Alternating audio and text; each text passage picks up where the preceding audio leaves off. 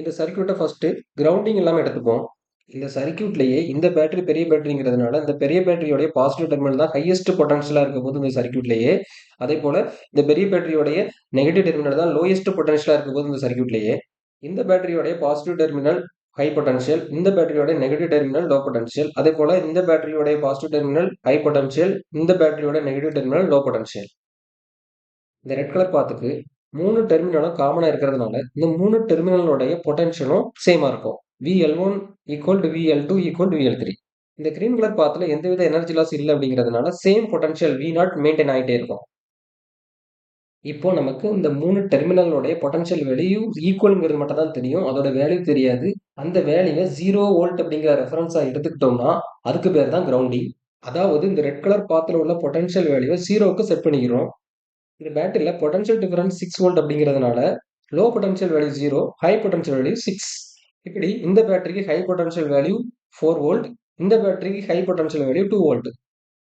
இந்த ரெசிஸ்டன்ஸ்ல heat dissipation இருக்கிறதுனால energy loss இருக்கும். அதனால பொட்டன்ஷியல் டிராப் இருக்கும்.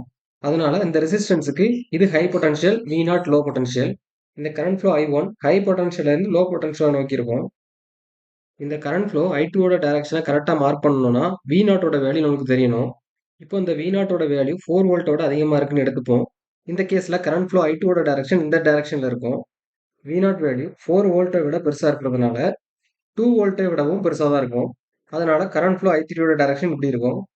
இப்போ இதில் ஏதாச்சும் டவுட் இருந்துச்சுன்னா கமெண்ட் பண்ணுங்க. இப்போ ஜங்ஷன் ஏல கிர்ச்சாஃப் கரண்ட்ல அப்ளை பண்ணா இந்த ஜங்ஷன் ஏல உள்ள வரக்கூடிய கரண்ட் I1, வெளியே போகக்கூடிய கரண்ட் I2, I3க்கு ஈக்குவலா இருக்கும். I1 which is equal to I2 plus I3. Ohm's law படி I equal to V by Rங்கிறதுனால I1 value 6 minus V0 divided by R, I2 value V0 minus 4 divided by R, I3 value V0 minus 2 divided by R. இப்போ இந்த ஈக்குவேஷனை simplify பண்ணா நமக்கு V0 value கிடைக்கும். இப்போ case 2ல V0 value 4 வோல்ட்டை விட கம்மியா இருக்கிறதா எடுத்துப்போம். இப்போ இந்த பாத்துல கரண்ட் ஃப்ளோ I2 ஓட டைரக்ஷன் இந்த மாதிரி இருக்கும்.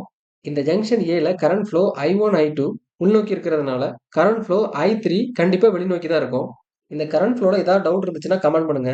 கிர்ச்சாஃப் கரண்ட் லாவை இந்த ஜங்ஷன் ஏல அப்ளை பண்ணா உள்ள வரக்கூடிய current flow I1, I2 which is equal வெளியே போகக்கூடிய கரண்ட் ஃப்ளோ I3. இங்க V0 வேல்யூ 4 வோல்ட்டை விட சின்னதா இருக்கிறதுனால current I2 equal 4 minus V0 divide by R. இந்த ஈக்குவேஷனை சிம்பிளிஃபை பண்ணா கேஸ் 1ல என்ன V0 வேல்யூ கிடைச்சதோ அதே வேல்யூ தான் கிடைக்கும். இந்த வீடியோவில் எதுவும் புரியலன்னா கமெண்ட் பண்ணுங்க. இது யாருக்கு உபயோகமாக இருக்குமோ அவங்களுக்கு ஷேர் பண்ணுங்க. தேங்க்யூ.